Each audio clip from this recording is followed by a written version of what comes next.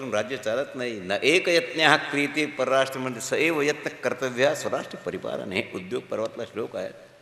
राजलक्ष्मीचं मूळ आहे धर्म. आणि जगात गायी गंधानं जाणतात. गायी डोळ्यानं पाहत नाहीत. गायीचा डोळा आहे गंध, वास घेणे. गंधानं वस्तू जाणते ती. आणि ब्राह्मणाचा डोळा आहे वेद, संताचा डोळा आहे वेद, राजाचा डोळा आहे जे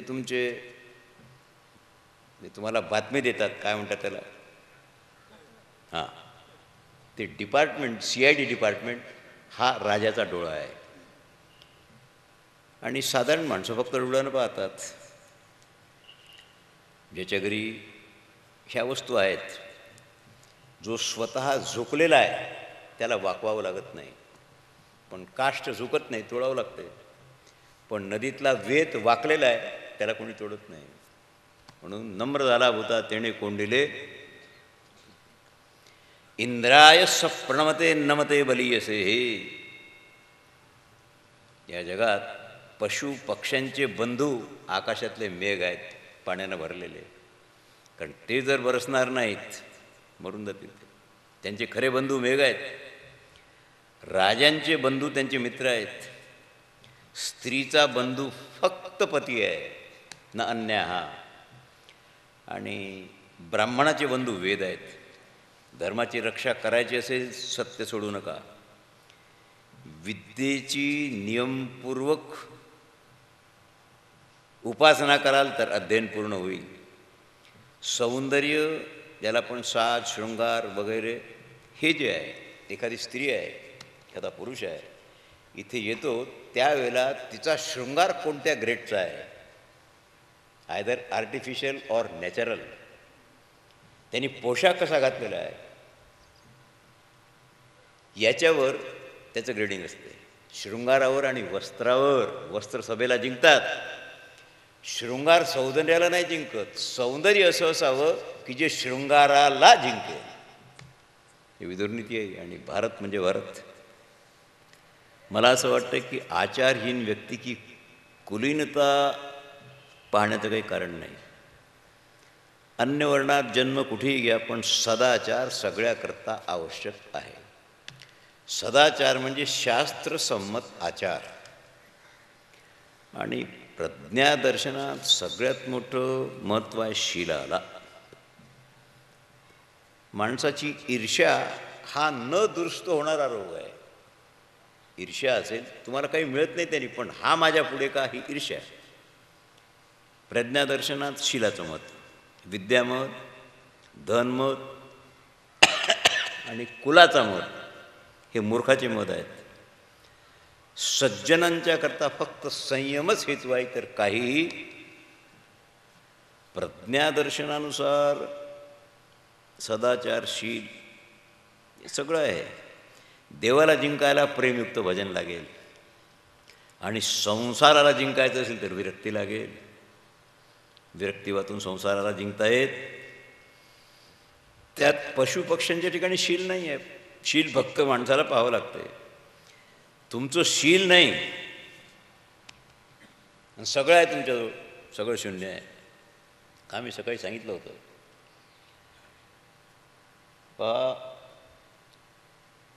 wealth is lost, nothing is lost. Health is lost, something is lost.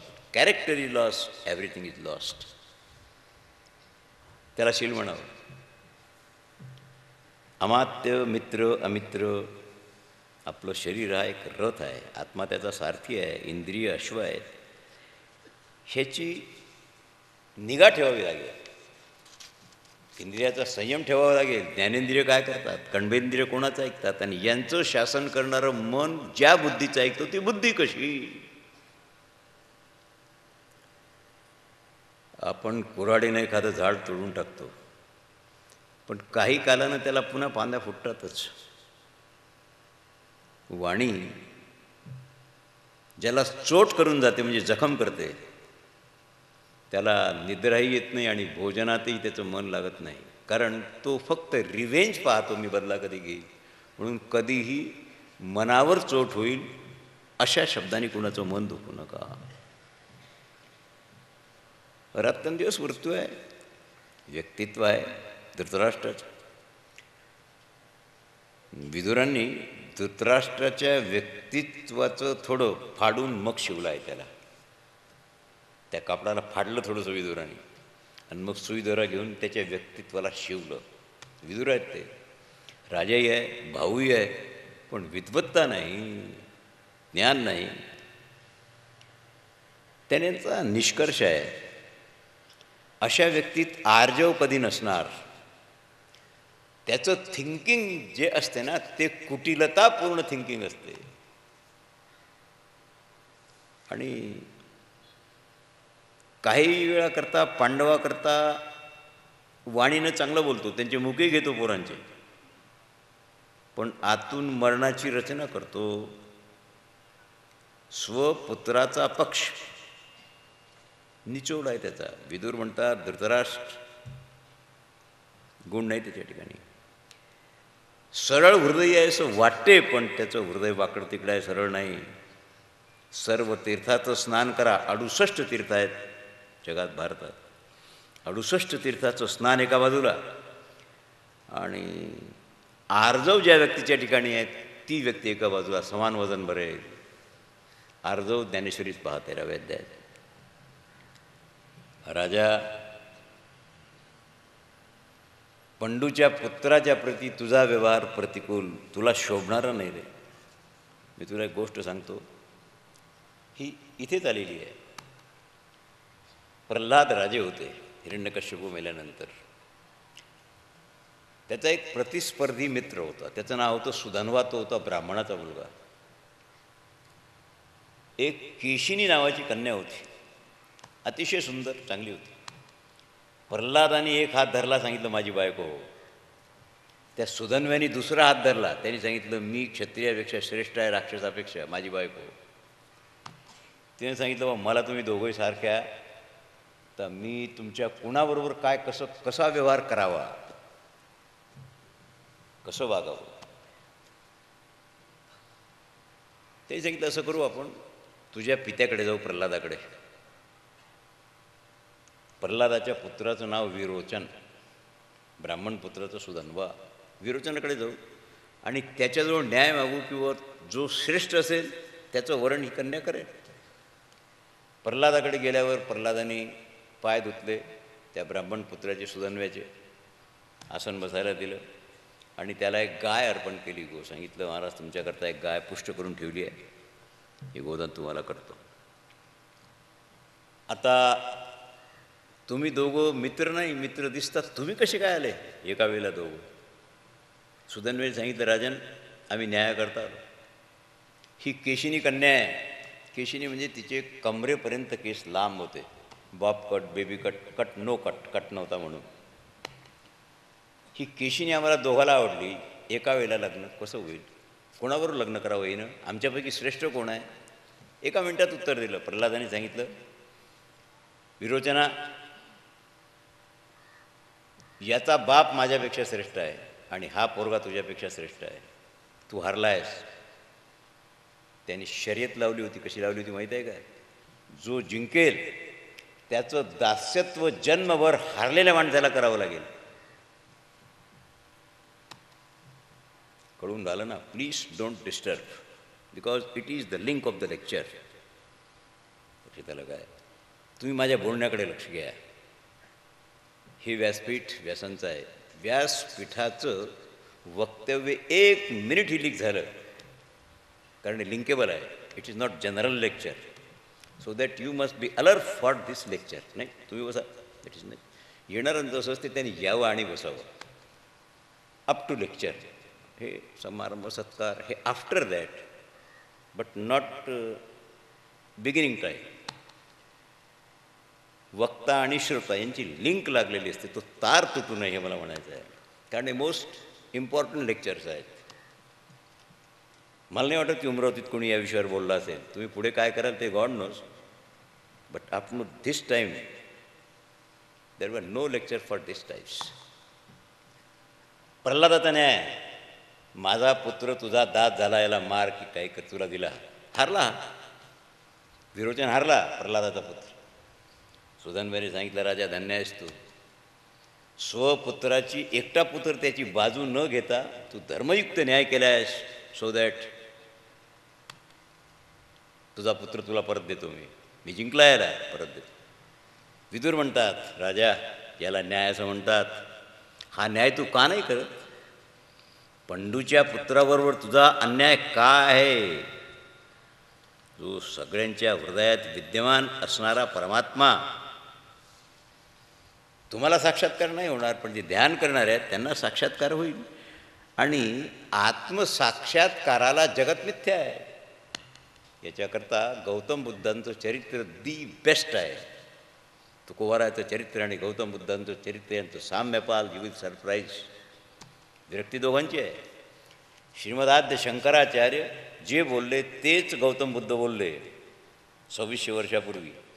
दोघं हातात हात घालून चाललीही, आक्रमण झालं, पण जगत सत्तेवर गौतम बुद्ध वेगळे फुटले शंकराचार्यापासून. मतभेद कुठे झाला? जगताची सत्ता काय? शंकराचार्य म्हणतात मिथ्या आहे, गौतम बुद्ध म्हणतात शून्य आहे. बस तिथे वाट कुठली बाजूला. मिथ्या म्हणजे काय, शून्य म्हणजे काय, हे आता आत्ताचा विषय, त्याला इलाज नाही काही.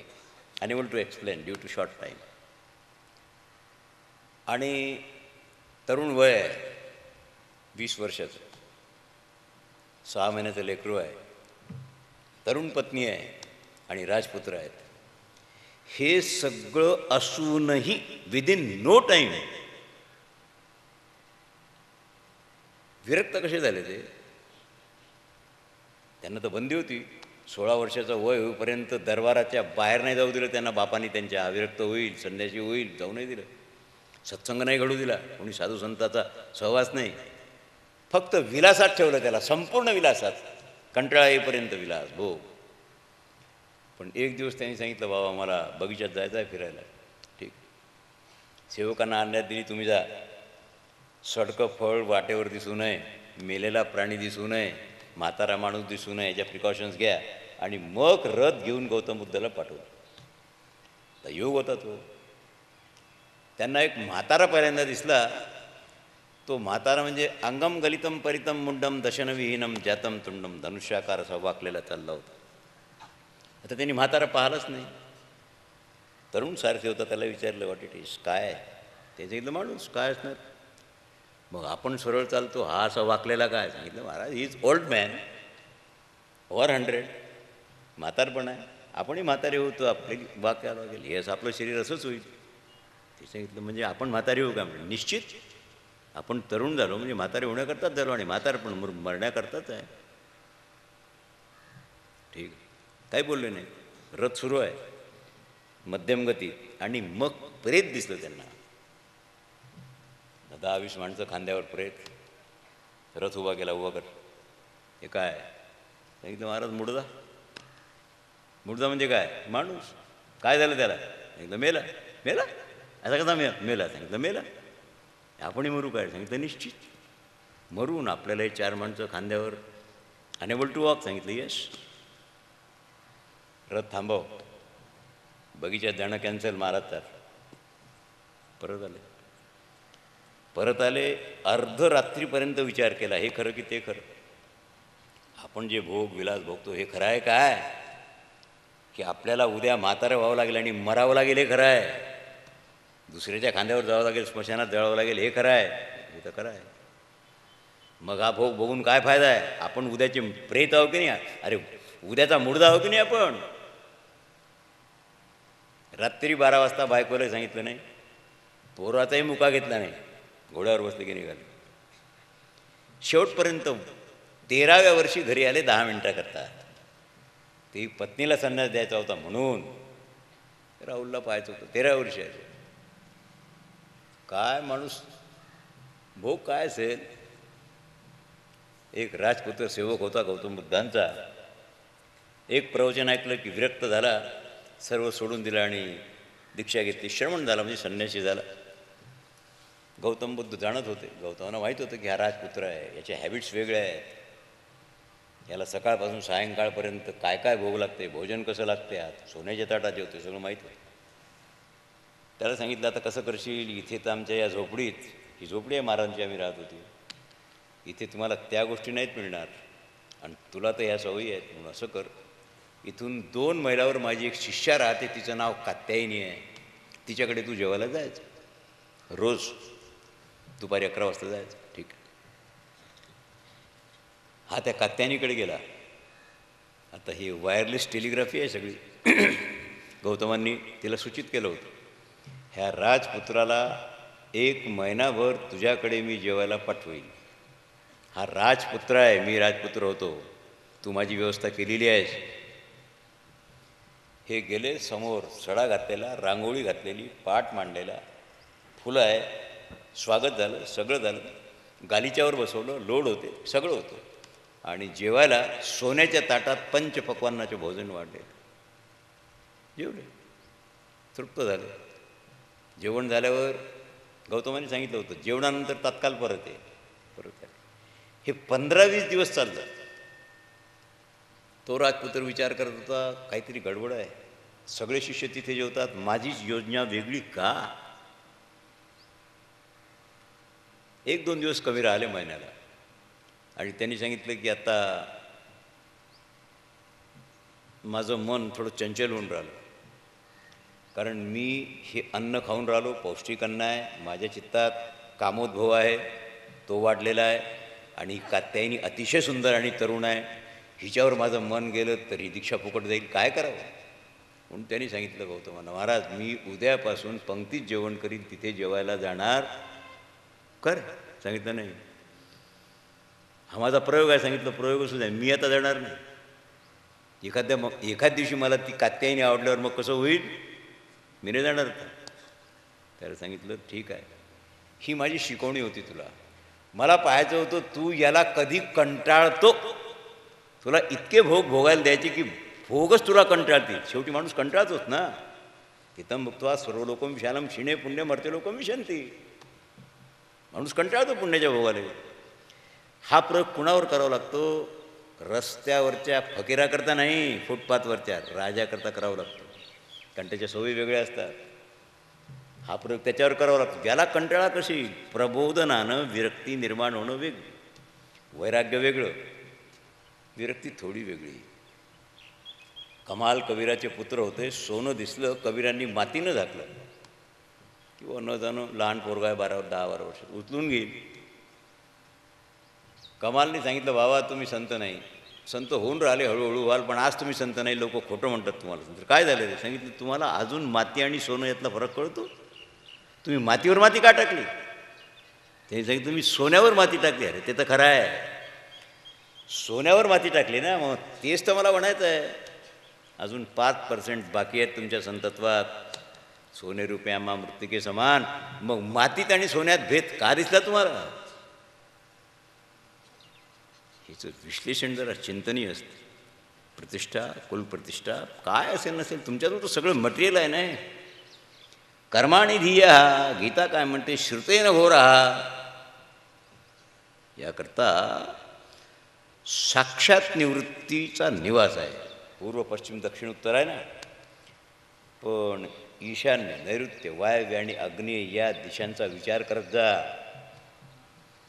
कारण निवृत्ती दिशेला निवास कोणाचा आहे, पूजन कुठे करावं लागते, वास्तूच्या वेळेला आपण त्याला कुठे रोवतो, सगळं आहे तुमच्या कुल संख्या गच्छन्ति कर्षन्ति मया दया. काय त्याला काय सांगता? अश्वलायनादी शाखेत त्याचं उत्कृष्ट वर्णन दिलेलं आहे. आणि कृषी करता, शेताकरता जो माणूस बी आणत नाही तो मूर्ख आहे. तुमच्याजवळ शेत आहे, साधन आहे, पाऊसही देव पाडतोच, पण तुमच्याजवळ बीच उपलब्ध नाही, मग तुमचं पोषण कसं होईल? विदुर म्हणतात, दादा मित्र खरा मित्र असावा. विद्या विनयनं शोभते, विनय नसेल तर विद्येला काही किंमत नाही. आणि चित्त शांती करता दुसरा उपाय मला दिसत नाही. आज समाजात येशाम न विद्या न तपो न दानम न शीलम, काहीही नाही. तरी माणसं शहाणी आहेत. कोणत्या बेसवर आहेत? बेस काय त्याचं? अज्ञानी शहाणा होईल कसा? राजकारणी संत होईल कसा?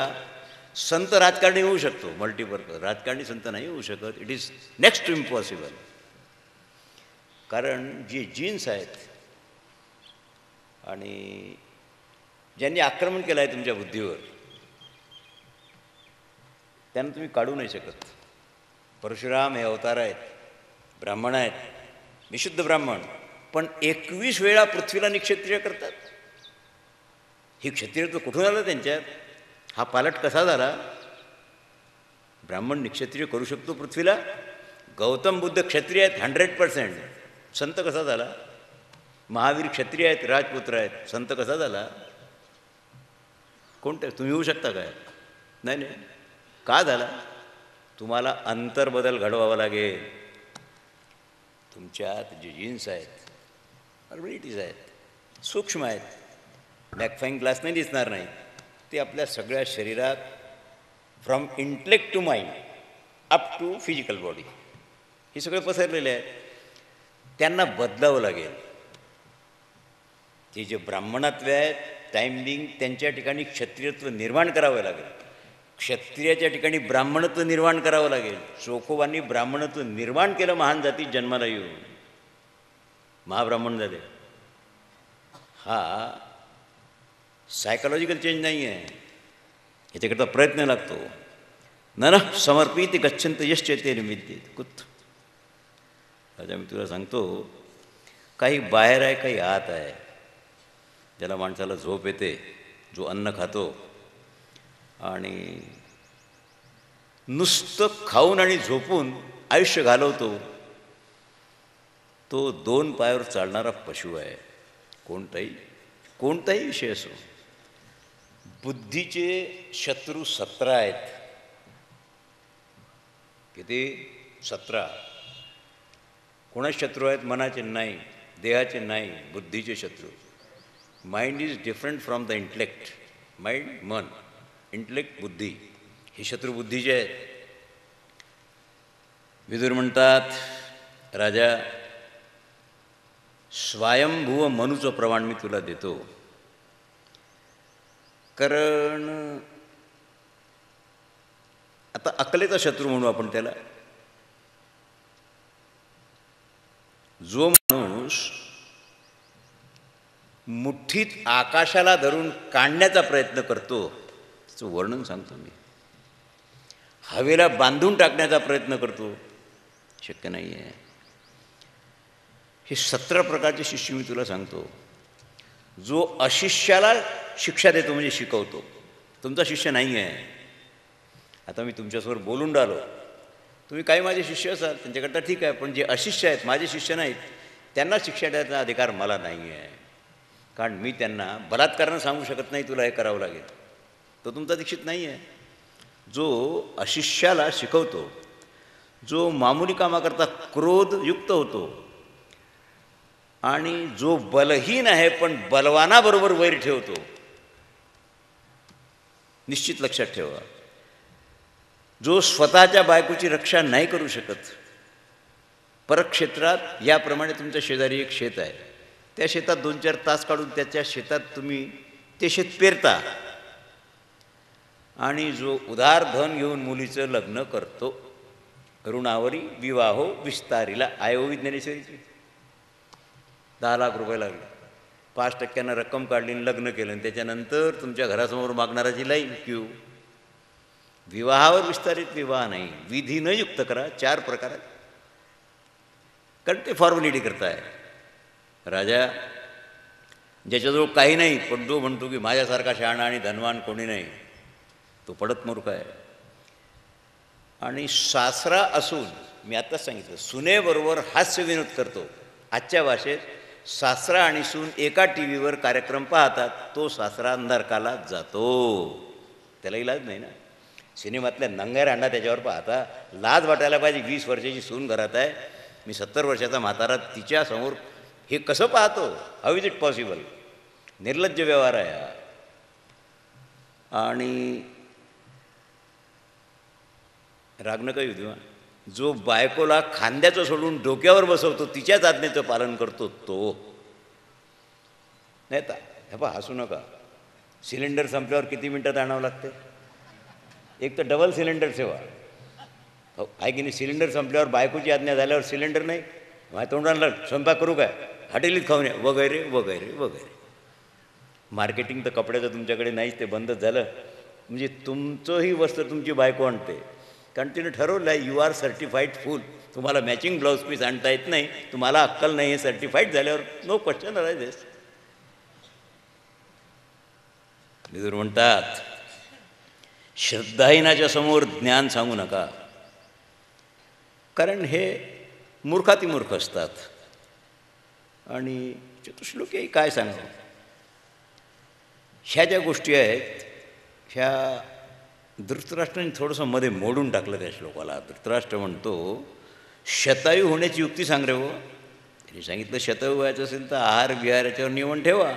अतिवाद, अतिमान, मित्रद्रोह, क्रोध ह्या गोष्टीपासून थोडंसं लांब ला. लिप्सा ठेवायची असेल, ज्ञानलिप्सा ठेवा, धनाची लिप्सा ठेवू नका, कारण जन्म तुमच्या हाती नाही आहे. मदायत्त कुले जन्मा, अश्वत्थामा आणि कर्णाचा वाद झाला. अश्वत्थामाने सांगितलं मी ब्राह्मण आहे, तू सूतपुत्र आहे. कर्णाने सांगितलं बोलू नको. मदायत्त कुले जन्म हा तर तू पौरुषम, कोणत्या कुलात जन्म होईल माणसाच्या हाती नाही आहे जीवाच्या, पण पुरुषार्थ करणं त्याच्या स्वाधीन आहे काय? पुरुषार्थानं मी तुला आजही जिंकू शकतो. प्रज्ञाबल सगळ्या बलापेक्षा मोठं आहे.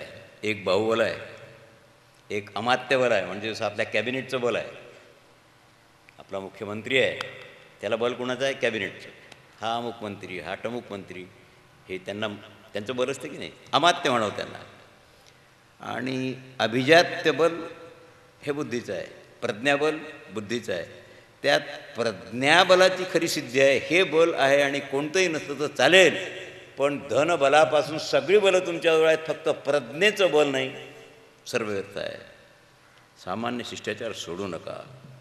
अभिवादन रूप शिष्टाचार सगळ्याच्या आधी माणसाला, कोणी आपल्याकडे येऊ, मोठा लहान पाहायचं नाही, पण दोन गोष्टीचं लक्ष ठेवा. या बसा, एवढं गोड बोला, आणि पेलाभर पाणी पाजा त्याला, नका जीव घालू. फुकाचे जीवन तरी पाजा. जेवढा शिष्टाचार पाळला की तुमचा गृहस्थ आश्रम पाळला जाईल. राजा, आता जगात म्हातारी आहेत, युवक आहेत. आपण मोठ्या माणसासमोर जातो असं झुकून प्रणाम करावा, कारण प्राण आपण झुकल्यावर वर येतात. वृद्धाला, ज्ञानाला प्रणाम केल्यावर खाली जातात, नाहीतर विक्षेप निर्माण करतात. अभ्यागताला आसन द्यावं लागेल आणि पाद प्रक्षालन करावं लागेल, पण मधुपर्क आधी जे आपण अर्पण करतो ते अतिथीला आणि गुरुला अर्पण करावं लागेल. मधुपर्क करतो की नाही? मधुपर्क कसा करतो? काय काय असते मधुपर्कात? व्हॉट इज मधुपर्क? मान हलून नाही होत. मधुपर्क म्हणजे काय? त्याला सहन लागतं. सहज गाईचं तूप आणि तुळशीचं पान, एवढंसं सहज घ्यायचं इथे हातावर, झालं की नाही? गाईचं तूप घ्यायचं आणि तुळशीचं पान घ्यायचं. त्यांनी असं ह्या दोन बोटांनी, हे बोट आणि हे बोट, या दोन बोटांनी त्याला असं मिक्स करायचं आणि ते मधुपर्क गुरुमुखाच्या ओठाला लावायचं. असं खाऊ नाही घालायचं, कारण तूप आणि मध सम प्रमाणात मिक्स झाले तर इट विल बी 100% पॉयझन. लक्ष झालं की नाही? म्हणून मधुपर्क फक्त तोंडाला लावायचं आणि मग पाणी लावायचं. हे गुरु करता आणि अतिथी करता फक्त मधुपर्काची योजना आहे. राजा, जे विद्यावृद्ध आहेत, जे शीलवृद्ध आहेत, जे वयोवृद्ध आहेत, जे बुद्धिवृद्ध आहेत आणि जे धनवृद्ध आहेत, ह्या 5-6 प्रकारच्या वार्धक्य असलेल्या लोकांचा सन्मान करावा लागेल. ते अपमान सहन करणार नाहीत. ज्ञानवृद्धाचा अपमान केल्यावर तर तुला जिवंतच राहता येणार नाही, कारण ज्ञानाचे हात देवापर्यंत गेलेले असतात. जसं तुम्ही पुढारी लोक म्हणता आमचे हात दिल्लीपर्यंत पोहोचलेले आहेत, मुंबईपर्यंत पोहोचलेले आहेत, आमचे संतांचे हात वैकुंठापर्यंत आहेत. आता लांब कोणाचे? म्हणून तुम्ही आमचा आशीर्वाद घ्यायला येता, हे कबूल करता की आमचे हात दिल्लीपर्यंत, तुमचे स्वर्गापर्यंत नाही, वैकुंठापर्यंत. विरोध करून चालेल? संतांच्या आशीर्वादातून राष्ट्र चालणे नाही, पंडित हो की अपंडित हो, आत्मसंयमी, प्रज्ञावाद आणि भाग्यवाद. एक बुद्ध काळात आचार्य मंखली घोषाल झाले. त्यांचा प्रारब्धवाद आहे. धृतराष्ट्राकरता बोलून ना मी, धृतराष्ट्र प्रारब्धवादी होते, प्रयत्नवादी नव्हते. आणि विदुरांचा विरोध आहे त्याला. अनिश्वरम पुरुषम भाव सुप्रवृत्ता ज्ञाता पृष्ठवर्षी किलायम तस्मात बुद्धीने श्रवणे जातो. विदुर नीती ही सामान्य नीती नाही, याला कळून घ्यावं लागेल. जगात नीतिशास्त्र शेकडो ग्रंथ आहेत, पण विदुर नीतीची बरोबरी करणारं एकही नीतिशास्त्र अजून उपलब्ध झालेलं नाही आहे. सर्वोत्तमायते युक्तम भाषसे प्रज्ञाच हे नियतिवाद. बुवा विद्यार्थ्यांना जसं भविष्य असेल, रामरची राखा त्याप्रमाणे होईल. आता प्रयत्न काय करता, हा नियतिवाद झाला. पराक्रम करावं लागेल. पराक्रम केल्या वाचून वाघाला शिकारही मिळत नाही, उपाशी राहावं लागेल. पराक्रमाला तुम्हाला पराक्रम करावं लागेल, भजन करावं लागेल, पायी जावं लागेल, माळ घालावे लागेल, पंढऱ्या जावं लागेल, दिंडीचे प्रयत्न आहे सगळे. म्हणून या दोन वादाचा निष्कर्ष काढला आहे, सर्व तीर्थेष्वा स्नानम. यद्यपि नियतिवादी जे आचार्य आहेत ते चांगले आहेत, त्यांच्या ठिकाणी दयामय उपदेशही आहे, पण नियतिवादाची अनुयायी धृतराष्ट्राजी जे आहेत त्यांचा व्यवहार चांगला नाही ना.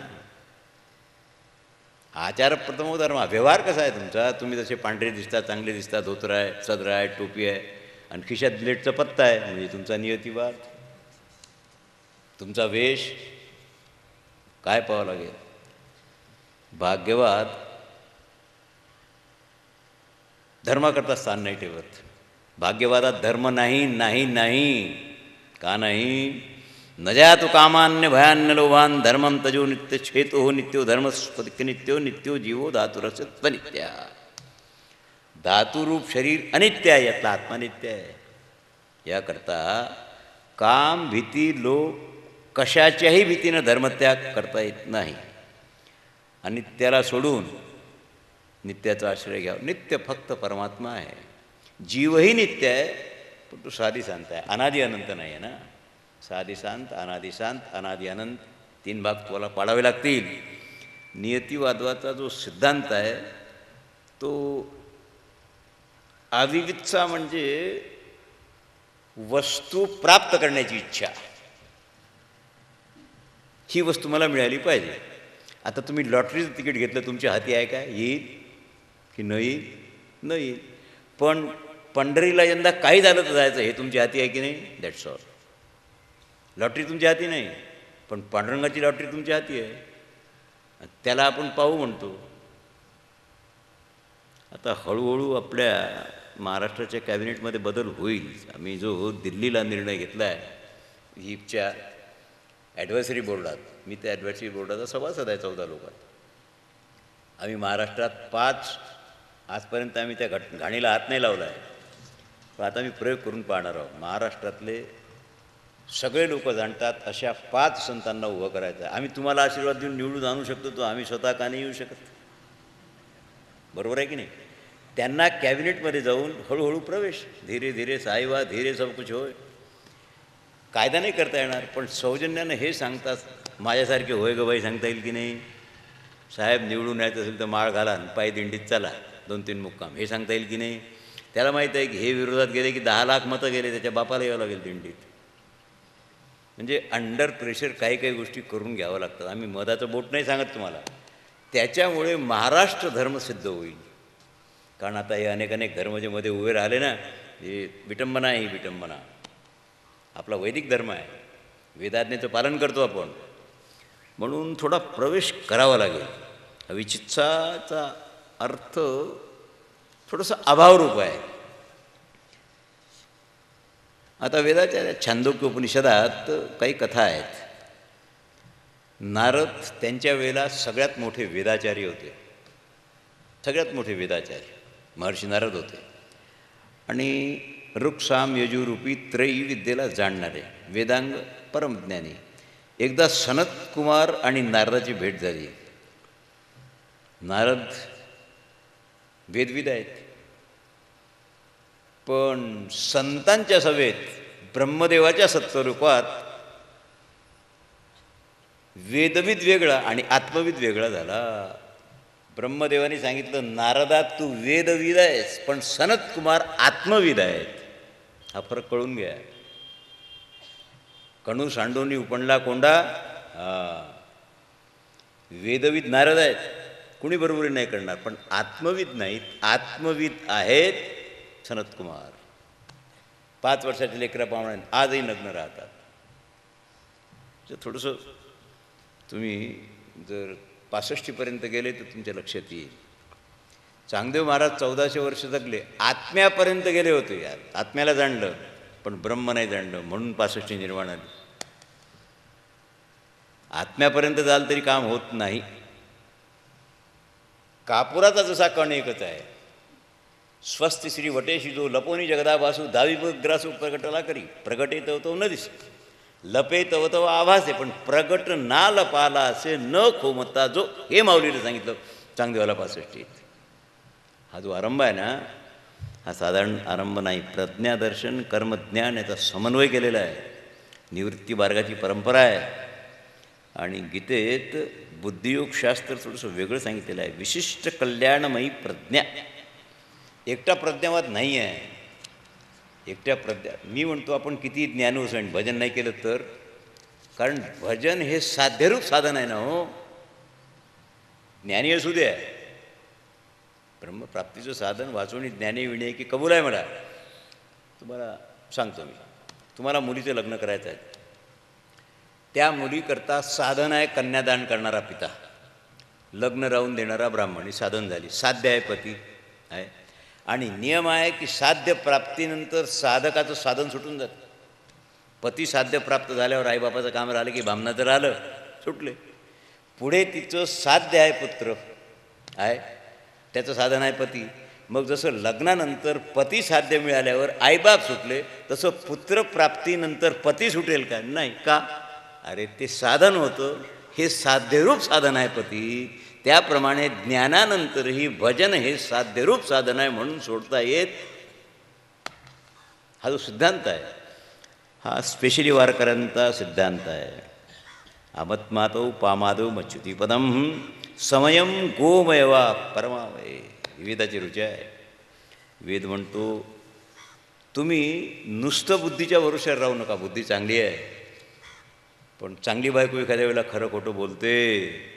एखादी सोहळ्यातली वेश्या असते, गुरुजी सांगत असत. एखाद्या वेळेला सोहळ्यातली आहे वेश्या, पण सोहळ्यातली आहे. अगं पण वेश्या आहेस ना, पतिव्रता नाहीस ना. तशी प्रज्ञामयी तुमची बुद्धी गडबड होईल. धर्म आणि अधर्माचं तारतम्य ठेवावं लागेल. पाप धर्माला मारून टाकते, म्हणून धर्माला मारणारं पाप जर असेल तत्काळ सोडावं लागेल. विद्वान असेल तो धर्मापासून अधर्माला हटवून घेईल. सनत सुजात आदिती हे जे आहेत ना, यांचं फार विचित्र आहे. पापापासून वाचण्याकरता सत्य सोडून दुसरं काय आहे? काहीही नाही, काहीही नाही. सदाचार श्रेष्ठ ब्रह्मकर्म आहे. आणि एखादा बलधारी माणूस असतो, त्याच्याजवळ ज्याप्रमाणे बल आहे शस्त्रात, त्याप्रमाणे आचार हे बल शहाण्या माणसाला जवळ वागावं लागते. आणि अपरिग्रह होई काय? अपरिग्रह म्हणजे कुणाकडून कोणतीही वस्तू ग्रहण न करणे. तुमचं अन्न परान्नानं तोंड बाटू नये, तुमचा खिसा परधनानं बाटू नये, आणि जिव्हा निंदेनं बाटू नये. परिग्रहाचे नियम फार कडक असतात. आणि परिग्रह होई दुःखाय. राजा, सन्मान ज्याचा करावा अशी व्यक्ती असेल तर प्रयत्नानं त्याचा सन्मान करा. विद्वान जे असतात ते योग्य व्यक्तीचा सन्मान करतातच, पण मूर्ख मात्र त्यांची निंदा करतात. कारण त्यांच्याजवळ ते सोडून दुसरं काहीही नसतं. मौनानं राहाल बरं आहे. मान आणि मौन थोडंसं विचारानं ठरवावं लागेल. तसं काही लोक सुखाला आनंद मानतात आणि विघ्नयुक्त असतात. प्रज्ञाशी जो माणूस असेल तो सत्याच्या आश्रयानं बुद्धीला धूत असतो नेहमी. जैनम नावाप्यापि चापि यज्जति विचक्षणा. विचलित, धृतराष्ट्र थोडे विचलित झालेले आहे, कारण पापी विचलित होत असतो. विद्वान 3 वर्गात वाटल्या गेलेले आहेत. बहुपाठी विद्वान, पदक्रम विद्वान आणि अनुभवी विद्वान, छंदोविद म्हणतात त्याला. आपले साधू संत गुरुजीसारखे, मामासाहेबासारखे हे अनुभवी विद्वान होते, अनुभवी वारकरी आहेत. आता आपल्या पाठशाळेत शिकतात आळंदीला, ते अनुभवी नाही आहेत, ते साधक रूप विद्वत्ता प्राप्त करतायत. आणि तुम्ही विद्वत्ता प्राप्तीच्या मार्गाला लागल्यात, श्रवणादी मार्गानं. विद्वत्तेचा मार्ग तुम्ही अवलंबिलेला आहे, तो तुम्हाला टाळता नाही आहे. यो वेदवेदान सवेदवेद्यम. छांदोग्याती उपनिषदात खरा धर्म कोणता आहे? खरा धर्म देव सांगेल तो नाही, खरा धर्म आहे वेद सांगेल तो. देव सांगेल तो खरा धर्म नाही आहे, धर्म आहे, पण वेद सांगेल तो खरा धर्म. माऊली म्हणते वेद सांगेल तर राज्यही सोडा, प्राणही सोडा. कशा करता? वेदाज्ञे करता. म्हणून वारकरी संप्रदाय वेदाज्ञेनं वागतो, इतर संप्रदाय देवाज्ञेनं वागतात. नाव घ्यायचं कारणच नाही, पण समजा राधाकृष्ण संप्रदाय, जय श्रीकृष्ण, हे सगळे देवाच्या आज्ञेनं वागतात. आपण वारकरी देवाच्या आज्ञेनं नंतर वागतो, आधी वेदाच्या आज्ञेनं वागतो. स्त्रीला आधी पतीची आज्ञा घ्यावी लागेल, मग सासरा.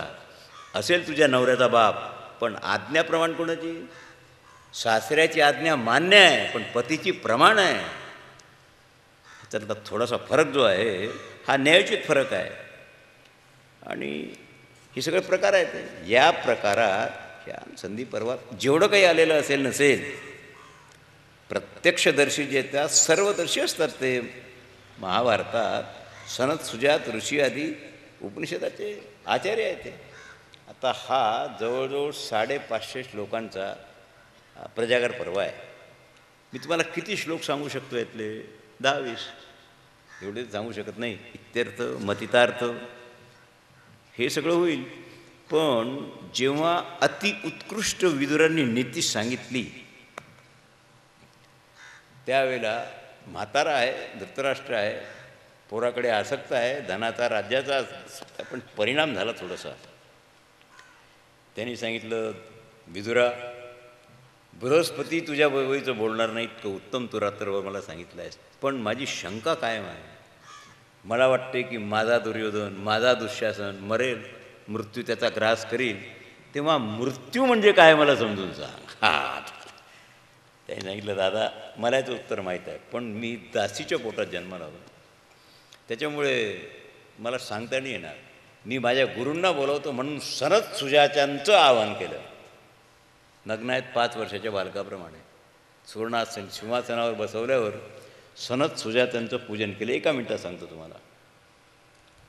सनत सुजातांनी सांगितलं, राजा तुझा प्रश्नच चुकीचा आहे. जे झाल्याची नाही त्याची वार्ता पुष्टी काही, वंदेची आले का काहीची जन्म. अरे मृत्यू नाहीच आहे, तुम्हाला विचारतो मृत्यू म्हणजे काय? आता जे नाही त्याचं वर्णन काय सांगू मी तुम्हाला? मग लोक मृत्यूला का भितात? प्रमादी भितात. मृत्यूचं कोणतं आकार स्वरूप नाही आहे, प्रमाद आणि अहंकारच मृत्यू आहे. पण ज्याच्या ठिकाणी इगो नाही, प्रमाद नाही, त्याला त्याच्याकरता मृत्यूच नाही. अमरा अमरा खरे की पहा, न म्हणा देव माझा ऐसा मग भरवसा कळे. आई व्याख्यासारखी झाली की नाही? याकरता तुकोबारायांचा गाथा गाथा गाथा आहे झालं. यद्यपि सनत सुजातांच्या समोर हा प्रश्न आहे. त्यांनी 4 अध्यायात विवरण केलं आणि या 4 अध्यायावर श्रीमदाद्य शंकराचार्यांची टीका आहे. सनत सुजात पर्वावर 4 अध्यायावर. ती थोडीशी कठीणही आहे, पण यान संधी पर्वात मी तुम्हाला जिथे सोडलं तिथे आपण परत जाऊ.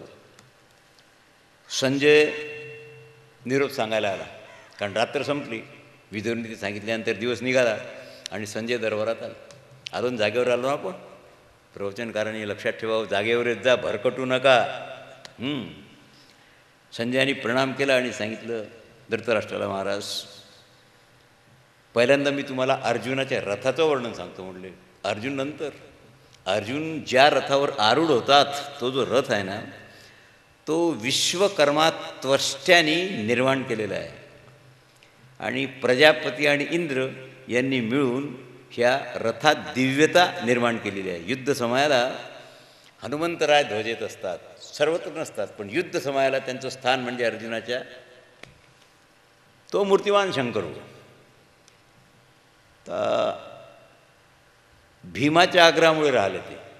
अर्जुनाच्या रथावर हनुमंताचं राहण्याचं कारण भीम वायुपुत्र आहेत, हनुमान वायुपुत्र आहेत. म्हणून भीमाने सांगितलं, दादा मी बंधू आहे तुमचा धाकटा, आणि अर्जुना माझा धाकटा भाऊ आहे, माझी प्रीती आहे त्याच्याकडे, म्हणून माझी विनंती आहे तुम्हाला, युद्धकालात तुम्ही अर्जुनाच्या ध्वजेत तुमचा वास असावा.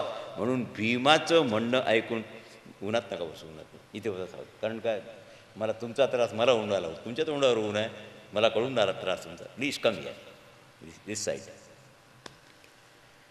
आणि अनेक योजन व्याप्ती आहे. तो ध्वज आहे ना, 1 योजन लांब, कशात अडकत नाही, कशानं फाटत नाही. आता काय, इंद्रधनुष्याप्रमाणे सौंदर्य आहे त्याचं, तेजोमयाकार आहे, धारण करून सगळीकडे फैलावलं जातं वगैरे वगैरे ध्वजाची वर्णन केले. आणि एक तुम्हाला विशेष सांगतो, अर्जुनाचा रथ पृथ्वीवरही चालतो, स्वर्गातही चालतो, आकाशातही चालतो, आणि त्याच्या रथाला 100 अश्व आहे. सांगितलं काय बोलता, श्वेतैर हयैर्युक्तै गीता म्हणते, अर्जुनाच्या रथाला पांढऱ्या रंगाचे 4 घोडे होते आणि तुम्ही 100 कसं सांगता. सांगितलं सांगतो. आपण जेव्हा विमानात बसतो त्यावेळेला समजा आता जेट असेल, आम्ही अमेरिकेला गेलो, 4 वैमानिक होते, 4 इंजिनचं फ्लाईट होतं, 550 लोक बसणार आहे, त्यांचं सामान, त्यांचं फ्युएल. किती इंजिन होते, 550 जीव आहेत त्याच्यात. एक इंजिन फेल झालं की दुसरं ॲटोमॅटिक चालू होतं, दुसरं फेल झालं की तिसरं चालू होतं.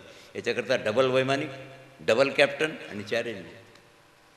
अर्जुनाच्या रथाला घोडे दिसत होते 4, कारण अर्जुनाच्या रथाचे 100 घोडे वरून लोकातून पाठवले होते. पांढरे घोडे फक्त वरुणाजवळ आहेत, ते त्यांनी पाठवले. पण त्याची योजना कशी होती, वर्किंग 4 घोडे होते, दिसत होते 4 होते. एखादा घोडा मेला, ॲटोमॅटिक 5 त्या ठिकाणी रथ ओढायला येत होता. अशा प्रकारानं योजना केलेली अर्जुनाच्या रथाची, दिसणारे 4 पण असणारे 100 घोड्याचा त्याचा रथ आहे. आणि आपोआप सगळं होतं, निर्माण होत होतं. ही शक्ती कार्यरत आहे. इट मीन्स आजच्या भाषेत 100 हॉर्स पॉवर आहे ते, पण वर्किंग 4 हॉर्स पॉवर आहे. हे तर तुम्हाला कळेल. आणि उद्योग पर्वात, प्रजागर पर्वात, हे सगळं मग त्यांनी सांगितलं, महाराज भीमाचा धाक धरा. भीमाची गदा 4 हात लांब आहे, 6 फूट, इतराकडून हालतही नाही, ती भीमाची नाही, 6 कोणानं युक्त आहे. आणि ज्ञानच दुःखाचा नाश करील, तसं पाप्यांचा नाश करण्याची शक्ती त्या गदेत आहे. ती मी काल सांगितलं होतं ना, देवयानीचं वगैरे आख्यान. वृषपर्व्याच्या राज्यात मयासूर जेव्हा गेला, मयासुराला जीवदान दिलं, ज्यावेळेला अरण्य सगळं जाळलं कृष्ण अर्जुनाने, त्यावेळेला मयासूर शरण आला. राक्षस होता, पण टेक्निकल कामात तो एक्सपर्ट होता. त्यांनी भीमाकरता गदा, देवदत्त शंख अर्जुनाकरता, आणि धनुष्य आणलं होतं. वृषपर्व्याच्या राज्यातून मातीत पडलेलं होतं, रोळ्या गेलेलं होतं सगळं. तेव्हा तुम्हाला निरोप आहे, तुम्हाला निरोप कृष्णाचा एवढा आहे की खाऊन पिऊन घ्या, पोराबाळांना भेटून घ्या, लवकरच तुम्हाला स्वर्गाला जावं लागेल नाही, लवकरच तुमचं जीवन संपेल. आणि अर्जुन म्हणत होते की आता ही रेती आहे, वाळू माझ्या हातात, ही मूठ भरून मी अशी फेकतो, त्या वाळूचे जे कण आहेत, त्या वाळूच्या कणाप्रमाणे अक्षरांत माझे बाण निघतील आणि समोर येईल त्याला मारतील. भीम फक्त दंडाकडे पाहत होते, भाऊकडे. है कोई ऐसा मुर्शद मौला माझ्याबरोबर कुस्ती खेळेल असा आहे, हे सगळं असं आहे. द्रौपदी केस मोकळे सोडून रडत होती. सांगितलं का, अरे माझे केस मोकळे आहेत, आजही माझ्या पतीनं, मी विणी नाही घालत, दुःशासनाच्या रक्तानं भिजलेल्या हातानं भीम ज्या दिवशी माझी विणी घालील त्याच दिवशी विणी, केस मोकळे होते द्रौपदीचे. याप्रमाणे आज माझे केस मोकळे आहेत. कौरवांच्या स्त्रियांना सांगा, उद्या तुम्हाला एक केस मोकळे करून मुडद्यावर बसून आंघोळ करावी लागेल आणि रडावं लागेल. धृतराष्ट्र लटलट कापत होता. भीष्माचार्याला सांगितलं, आजोबा हे तर महाभयंकर आहे सगळं, हे कसं होईल. सांगितलं, कसं का होईल, तुमच्या कर्माची फलं आहेत. तुला कोण सांगतो, संजन सांगतो ना, जसंचं जसं सांगितलं आहे त्यांनी, आणि हे होईल. तू शंका बाळगू नको, हे कसं होईल. तर मी तुम्हाला 5-7 मिनटात जे सांगायला पाहिजे होतं नंतर सांगेन ते सांगतो. कारण आपण विदूर सांगून आलो ना. विदूर कोण आहे, थोडंसं मागून कथानक सांगतो, फक्त 10 मिनटं द्या मला प्लीज, 10 मिनिट्स. काशी नरेशाला 3 कन्या होत्या, अंबा, अंबिका आणि अंबालिका. आणि विचित्रवीर जन्माला आले.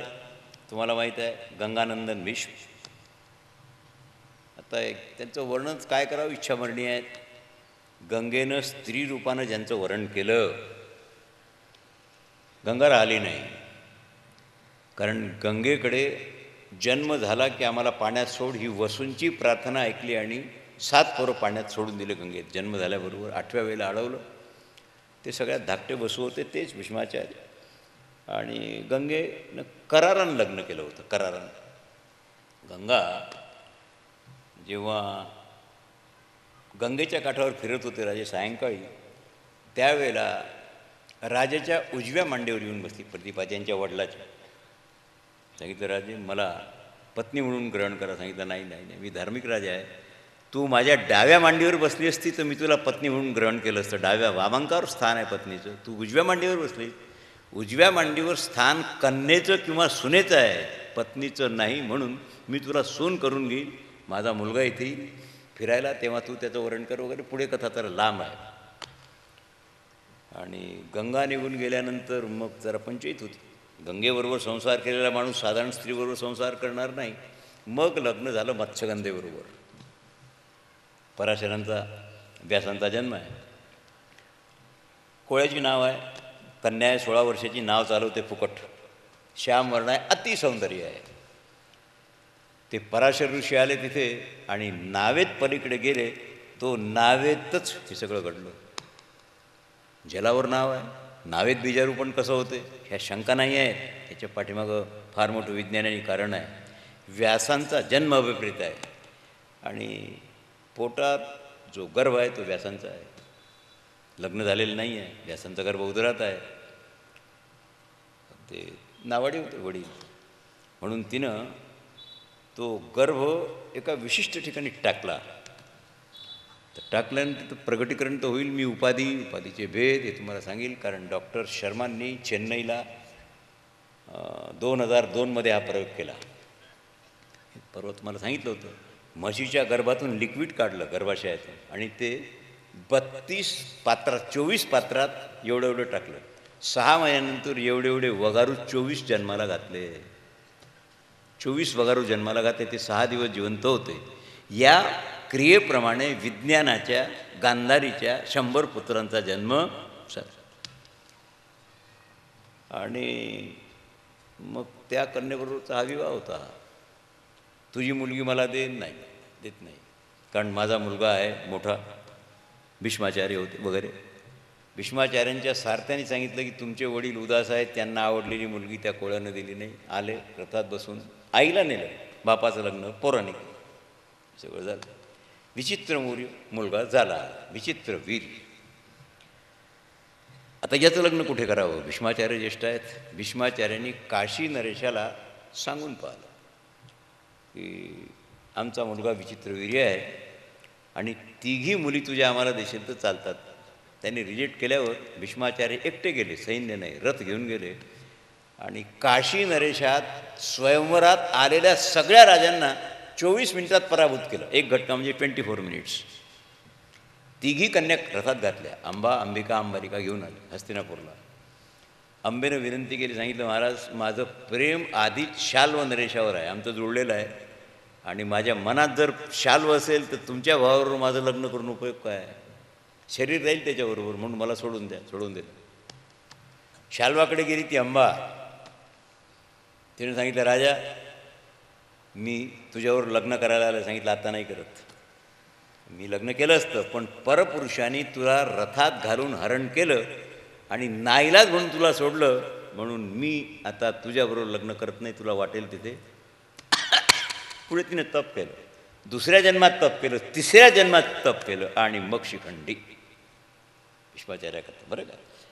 आता राहिल्या 2, अंबिका आणि अंबालिका. अंबिका आणि अंबालिकेचं लग्न विचित्रवीर्याबरोबर झालं.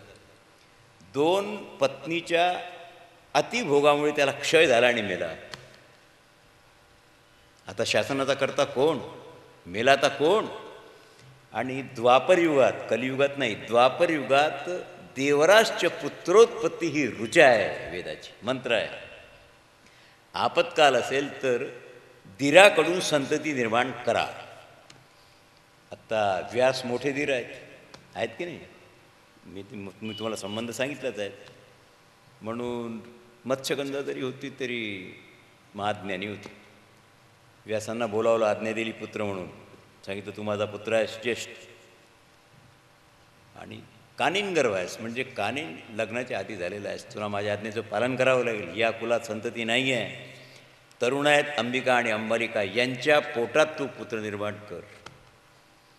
या सांगितलं ठीक आहे. आता तू काय करशील? सांगितलं माझं लिमिटेशन आहे, माझ्या विरव्याला अधोगती नाही आहे, ग्रॅव्हिटेशन नाही आहे, मी काय करू? सांगितलं तू प्रयत्न कर आणि जो वॉल तू बंद केला आहेस त्याला चालू करून तुला संतती निर्माण करावी लागेल. ठीक आहे. मातृआज्ञेचं पालन केलं आणि अंबालिकेच्या महालात गेले. शरीराला तूप चोपडलं, कारण विभद्र रूप आहे त्यांचं दिसायला. व्यासांचं दर्शन ज्याला झालं असेल त्याला माहीत. मी शुक्ताला पहिल्या सप्ताहाला होतो, स्वामी अखंडानंद सरस्वतीच्या पाक्षिकाला. फार विचित्र घटना घडली. मी बोललो आहे ते आता दुरुक्तीनं सांगण्याचं कारण नाही. व्यास दर्शन म्हणजे माणूस भीतीनं कापायला लागेल. 7 फूट हाईट, पिवळी दाढी इथपर्यंत, काळं कविन्न शरीर आणि मुखावर तेज, ब्रह्मतेज. तूप अंगाला चोपडून गेले. तिनं ते पाहिल्याबरोबर डोळे गच्च लावून घेतले. अंबिकेनं पोटात गर्भ आहे, पण सांगितलं अंबिके तुला आंधळा मुलगा होईल. माझ्यासारख्या संताला पाहण्याला तू डोळे बंद केल्यास आंधळा होईल, धृतराष्ट्राचा जन्म झाला. मग त्या राणीने सांगितलं की तू काय केलंस? आंधळा पोरगा काय कामाचा राज्याच्या? आता आज अंबालिकेच्या महालात जा. तिला निरोप पाठवला सुनीला, व्यास येतील रात्री. पुन्हा तूप चोपडून गेले. तिनं डोळा बंद नाही केला, पण थरथर कापली, पांढरा रंग पडला तिचा. मुलगा झाला. त्यांनी सांगितलं तुला पुत्र होईल, तो रोगयुक्त होईल, पंडू रोगानं ग्रस्त होईल. पांडूचा जन्म झाला. पंडू योगानं जन्मतात ग्रस्त होते. तिने सांगितलं दोन्ही बेकार. आज पुन्हा अंबिकेच्या महालात जा. तिला वॉर्निंग दिली, डोळे बंद करू नको, भिण्याचं काही कारण नाही आहे, आम्हाला राज्याला शासक मुलगा पाहिजे. तिनं हो म्हटलं सासूला. आणि दासीला सांगितलं, तिची दासी होती नरदासी, तिला सांगितलं तू असं कर, राणीचा वेश धारण कर, व्यास येतील त्यांचं स्वागत कर, त्यांच्याबरोबर रवणात तुझ्या पोटात गर्भ होऊ देत. तो जन्म विदुराचा आहे, दासीपुत्राचा. तिनं प्रसन्नतेनं स्वागत केलं व्यासांचं. प्रसन्नतेनं स्वागत केल्यामुळे विदुराचा जन्म. हा जन्म तुम्हाला 5 मिनटात का सांगितला? ही विस्तृत कथा आहे, पण एवढ्याकरता की विदुराची जी भूमिका आहे, जन्म दासीच्या पोटात आहे, पण बीज व्यासांचं असल्यामुळे विदुर महाज्ञानी म्हणून जन्माला आले. पुंडलिक वरदा विठ्ठल श्री ज्ञानदेव ठाला ठाला ठाला ठाला.